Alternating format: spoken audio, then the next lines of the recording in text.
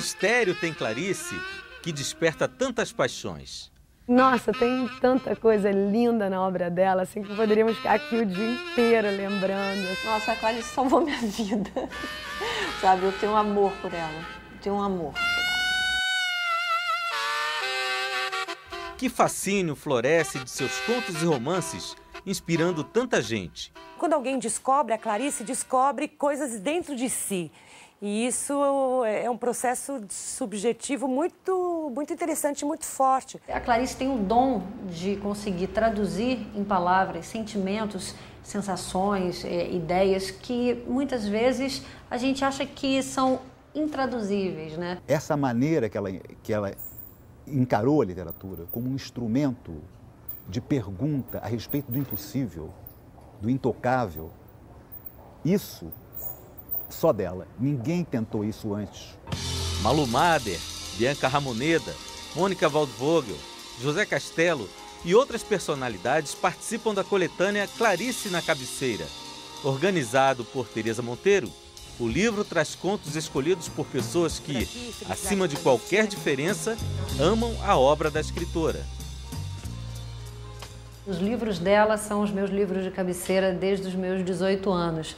Eu comecei a ler a Clarice pela Paixão Segundo GH e caí de paraquedas, não sabia nem do que se tratava e, na verdade, recebi assim aquele soco no estômago e, ao mesmo tempo, aquele puxão na alma. Aos 19 anos, eu tinha uma enorme implicância com a Clarice, sem nunca ter lido. Achava que era uma escritora para moças. E um dia caiu na minha mão A Paixão Segundo GH, que eu considero o maior livro dela. E eu levei um susto com aquele livro. Eu caí doente. Eu fiquei doente. Eu fiquei um mês doente depois de terminar de ler o livro. Não era nada. Eu fiquei deprimido, angustiado. Fiquei de cama. Eu adoeci do livro. A Descoberta do Mundo é o meu livro preferido dela, realmente. E é quase como um livro que realmente me acompanha ao longo dos anos, tem me acompanhado e fica realmente ali no meu quarto, aqui, no meu mezanino, no meu sítio, e eu volto a ele com frequência. Eu gosto muito de Perto do Coração Selvagem, gosto muito de A Paixão Segundo GH e gosto de alguns contos assim, que eu considero muito especiais. Nesse livro aqui, Felicidade Clandestina, que é uma coletânea de contos, eu gosto especialmente desse, Miopia Progressiva. É a história de um menino míope, muito míope, que faz de tudo para agradar os seus pais. Ele tenta ser inteligente, falar frases inteligentes, ele tenta ser bem comportado. Ele tem várias atitudes, esperando sempre a aprovação, a autorização e o amor daqueles pais. E ele fica meio confuso, porque nem sempre ele consegue distinguir o que é que faz sucesso. E por que ele faz sucesso com algumas tiradas e outras não. Não é todo dia que eu consigo entrar no universo da Clarice. É quase como se ela pedisse do leitor uma frequência, né? um estado de... uma frequência mesmo, não sei se um estado de espírito, um estado de leitura, para você entrar naquela sintonia. Clarice Lispector é uma autora que eu não leio sempre, eu leio de vez em quando, porque eu acho que ela, de alguma maneira, suga você para dentro de uma interioridade, ela faz você ir buscar e alcançar sentimentos através dos que ela relata sobre ela, os personagens, que você encontra dentro de si também. E isso é uma experiência sempre perturbadora. Quando eu me comunico com criança, é fácil, porque eu sou muito maternal. Quando eu comunico com adulto, na verdade, estou me comunicando com o mais secreto de mim mesma. Aí é difícil, né? A Clarice lutou a vida inteira para escrever sobre o indizível, para pensar o impensável. É um projeto que nunca termina, que nunca se realiza. E, ao mesmo tempo, que se realiza, porque rendeu, por exemplo, 9 romances maravilhosos. Né? Mas ela era uma mulher que vivia em luta com a palavra. E a grande questão da literatura da Clarice é como livrar-se da palavra e chegar ao mundo real. Acho até que, por isso, ela foi a mais corajosa escritora do século XX brasileiro. Talvez da história da literatura brasileira. Eu chego a pensar, me arrisco a pensar. Até onde é possível perceber o que a vida pessoal, entre aspas, fracassada de Clarice pautou a obra dela. Vou dar exemplo dos dois grandes amores frustrados, né?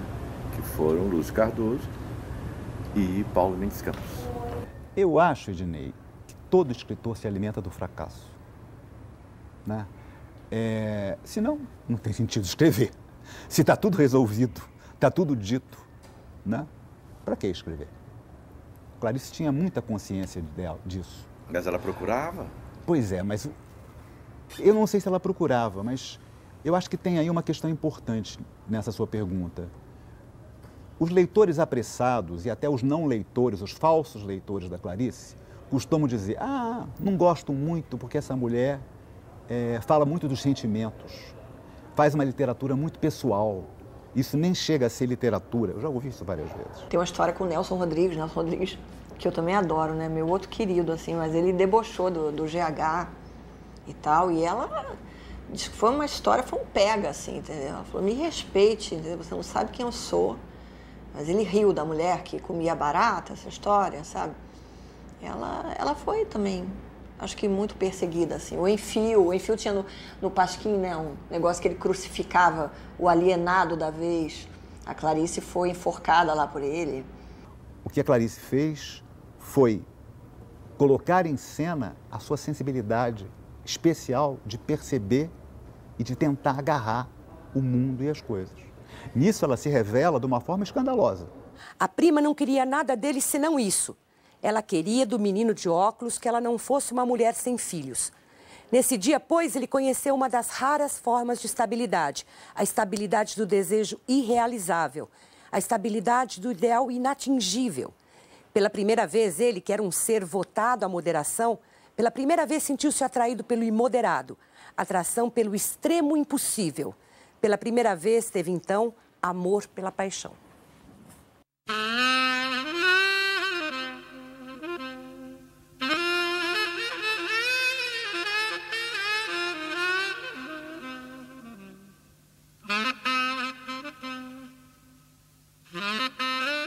O mês de dezembro tem a marca de Clarice Lispector. Ela nasceu num dia 10 e morreu num dia 9. Por isso, esta semana, a escritora está sendo homenageada numa série de eventos aqui no Rio de Janeiro, cidade onde ela morou grande parte da vida. No Leme, Clarice viveu quase 2 décadas. Aqui ela criou uma rotina que há 4 anos é refeita pela pesquisadora Tereza Monteiro. Depois que ela voltou de Washington, ela veio morar aqui no Leme. E a Fiorentina era a segunda casa dela, ela dizia isso. Ela vinha aqui com os amigos, comia pizza com a comadre dela, Maria Bonomi, quando a Maria vinha de São Paulo aqui para o Rio. E a Fiorentina era o ponto de encontro, né, dos artistas, escritores, intelectuais, jornalistas. Tudo acontecia na Fiorentina da década de 50, 60, 70. Um lugar que a Clarice se sentia bem acolhida, né, próximo da casa dela, porque ela morava aqui na Gustavo Sampaio. Bom, nós vamos seguir agora para uma outra parte do nosso itinerário.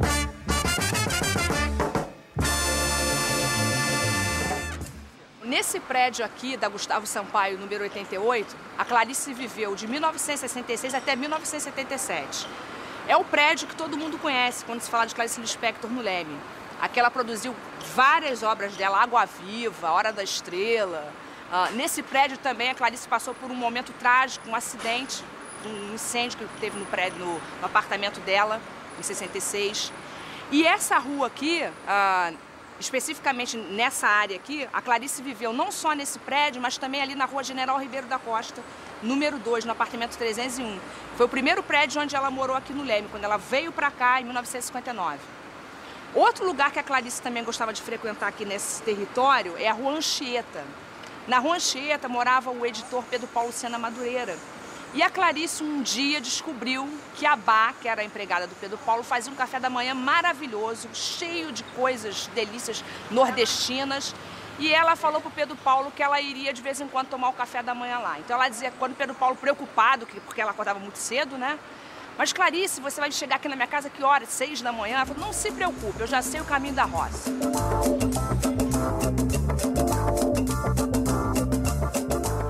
na Praça Júlio de Noronha, a Clarice gostava de vir no final da tarde com o Ulisses, com o cachorro dela. Segundo a Olga Borelli, elas vinham, a Clarice sentava aqui, ficava observando as pessoas. E aí, quando as luzes se acendiam, ela levantava, entrava na Gustavo Sampaio e voltava para casa. Parceira de Tereza Monteiro na organização do livro Outros Escritos, a novelista Lícia Manzo também tem uma longa história de amor com Clarice. Coleciona livros em várias línguas e já homenageou a escritora em 2 cenas da nova novela das 6, A Vida da Gente. Ô mãe, você pulou uma página. Agora é assim. Mas a calmaria não durou muito. A culpa foi da figueira, que nunca dera figos. Você já leu essa história? Clarice foi determinante para a vida profissional de Lícia. Você fez mestrado em literatura brasileira na PUC por conta de quê? Ou de quem? Por conta do meu interesse na Clarice, assim. Na verdade, eu já vinha pesquisando ela há um tempo. Eu estava te contando aqui, né, em 87 teve um evento na Casa de Cultura Laura Alvim, onde eu acho que eu realmente fui contaminada, assim, fui fisgada por ela. Ali eu assisti muitas palestras, leituras, assisti a primeira entrevista dela, e a única, né, que me impactou muito. Depois disso, eu fui fazer um evento sobre a Clarice, eu fui curadora do evento CCBB, em 92, 15 anos de falecimento dela, e depois eu resolvi continuar isso, já que eu realmente era tão espontâneo para mim, o meu interesse por ela, eu resolvi sistematizar isso, e tanto fazendo o evento como depois estudando na PUC, e que foi o que gerou o ensaio biográfico que eu publiquei sobre ela em 93. E de repente Lícia estava na Flip falando sobre Clarice. O fragmento não era a periferia da obra, era o caroço da obra, ela era toda fragmentada, era dos fragmentos que ela produzia, enfim, posteriormente até seus romances e tal. Ela sempre admitiu a anotação rápida como parte indissociável da produção dela, não era menor, entendeu? Não era o rabo da coisa, era o corpo da coisa. Ela tem fragmentos escritos em talão de cheque, em beirada de revista, mas são frases com dimensões, assim, sabe? Que realmente alargam aquilo, e como jogar uma pedrinha no rio, aquilo vai. Ela era capaz de um clímax em cada frase. O GH é quase que construído todo assim, entendeu? Ela tem uma prosa poética, você não sabe se é confissão, se é ficção, se é poesia, se é prosa. Ela não estava interessada, eu acho, sabe? Em classificações, nem em literatura. Ela dizia, literatura é uma palavra detestável. Eu detesto que me chamem de escritora. Eu sou uma amadora e faço questão de continuar a ser amadora. Profissional é aquele que tem uma obrigação consigo mesmo de escrever. Ou então com o outro, em relação ao outro. Agora, eu faço questão de não ser um profissional, para manter minha liberdade. Ela tinha consciência de que as palavras são um instrumento precário demais para pegar o mundo. No entanto, nós, seres humanos, não temos outra coisa a não ser as palavras. Por isso nós continuamos falando e por isso nós continuamos escrevendo, né? Isso não quer dizer que as palavras sejam suficientes. Que as palavras agarrem, deem contas, expliquem, resumam, sintetizem as coisas. Elas não fazem isso, elas sempre fracassam nisso. E a Clarice trabalhou todo o tempo com essa consciência, nessa luta, para realizar o irrealizável. E veja a seguir a paixão de atores e atrizes. Para que minha casa funcione, exijo de mim como primeiro dever que eu seja sonsa, que eu não exerça a minha revolta e o meu amor guardados. Se eu não for sonsa, minha casa estremece. Eu devo ter esquecido que embaixo da casa está o terreno, o chão onde nova casa poderia ser erguida.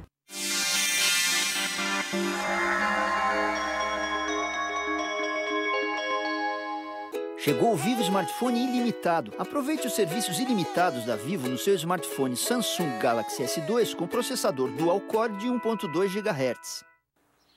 A titia pode ganhar um sorrisinho? Claro, é só encontrar a fralda dourada, recortar o cupom, baixar o aplicativo, mandar um SMS e curtir a minha página na internet. Recortou, baixou, enviou, curtiu e não apertou a minha bochecha, ganhou. Difícil de ganhar, né?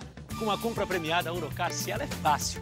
Fácil e ficou 3 vezes melhor. É só pagar com o seu Eurocar na máquina da Cielo. Prêmios instantâneos e 10 super prêmios. E quem vende também pode ganhar. Participe, hein?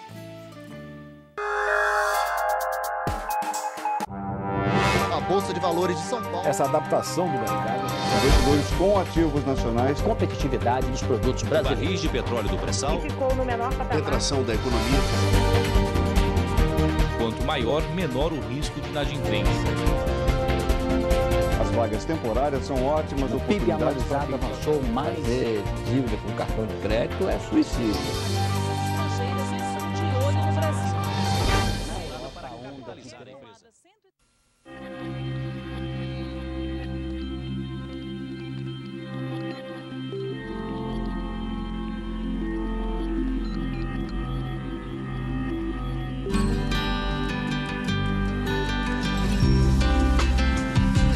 A Fundação Gol de Letra ajuda crianças e jovens de comunidades populares a encontrar novas perspectivas de futuro.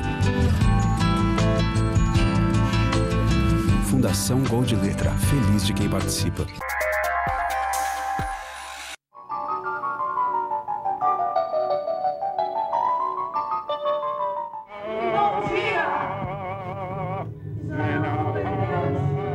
O teatro mereceu de Clarice Lispector uma única peça, mas muito da popularidade da escritora vem da enorme identificação de atores e atrizes com os textos dela.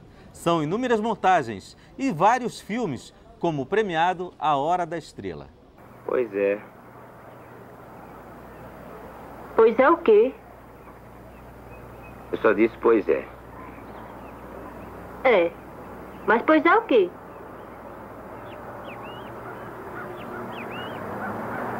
É melhor a gente mudar de conversa. Porque você não me entende. O teatro nunca foi muito a praia da Clarice. Como se explicar tantas montagens em torno da obra dela? É porque eu acho que o texto dela, as pessoas querem de alguma forma se apropriar daquilo. Eu só consigo entender assim. Porque não são textos dramáticos. Ela o tempo todo, ela constrói monólogos interiores. Assim, o texto é subjetivo. Normalmente, um livro da Clarice, eu diria 90% subjetividade, 10% o fato. Ela não se interessa pelo fato, ela se interessa pela repercussão do fato dentro de cada um. Então, quer dizer, a base da dramaturgia, né, é um fato que leva a outro, que leva... Né, nesse sentido, ela era muito fundada na literatura mesmo, assim. Os regulamentos e as leis, é preciso não esquecê-los, defendê-los, para nos defenderem e para nos proteger. Eu acho que os atores gostam tanto de montar Clarice no teatro, primeiro por puro prazer, pelo prazer da palavra, porque você poder entrar em cena para dizer um texto tão bem escrito realmente uma oportunidade para um ator, para uma atriz, irrecusável. Até eu já adaptei coisas dela, assim, mas no meu caso, falando do meu caso, assim, era uma vontade quase litúrgica, entendeu? De lidar com aquele texto todos os dias, de repetir aquilo, sabe? De entender o eco daquilo, porque a Clarice ganha na releitura. Você relê um texto dela zilhões de vezes, aquilo não se esgota, entendeu? Daí é que eu acho que vem realmente a riqueza, o enigma dela. Perdoai-os. Eles acreditam na fatalidade e por isso são fatais. A natureza dos textos da Clarice, a natureza do que ela traz ali no que ela diz, ela comunga com a natureza do teatro, que é o quê? Que é trazer para essa experiência coletiva o sentido do humano e do sagrado. E isso através de palavras muito simples que levam à tradução de sentimentos e ideias muito complexas. Eu escrevo simples. Eu não enfeito. Me ocorre que na relação com os leitores, Clarice seria uma espécie de Fernando Pessoa de Saias. As pessoas se apropriam dos textos de Fernando Pessoa da mesma maneira como porque Clarice. São escritas muito humanistas, são escritores que se revelam, além da potência da escrita deles, mas eles tematizam, eu acho, ambos, a vulnerabilidade o lado mais frágil do ser humano, sabe? Desde o nunca conheci quem tivesse levado porrada, entendeu? Até a Clarice, o tempo todo, ela lida com o que nela é falta. É engraçado. Agora eu pensei isso, ela fala o tempo todo do que nela falta, mas com uma coisa que abunda nela, que excede, entendeu? Ela tem demais para dar conta de uma falta, sabe? É um paradoxo bonito nela, né? Clarice morreu em 77, nós estamos em 2011, quase 2012, quase em 2017, portanto, quase 40 anos, 35 anos. Lentamente, começa a se descobrir o que para mim é o óbvio, que a Clarice é um gênio. A Clarice, para mim, ela está ali no mesmo nível do Pessoa, do Kafka, do Joyce, da Virginia Woolf, não, sem forçar nenhuma barra. Para mim, isso é muito nítido.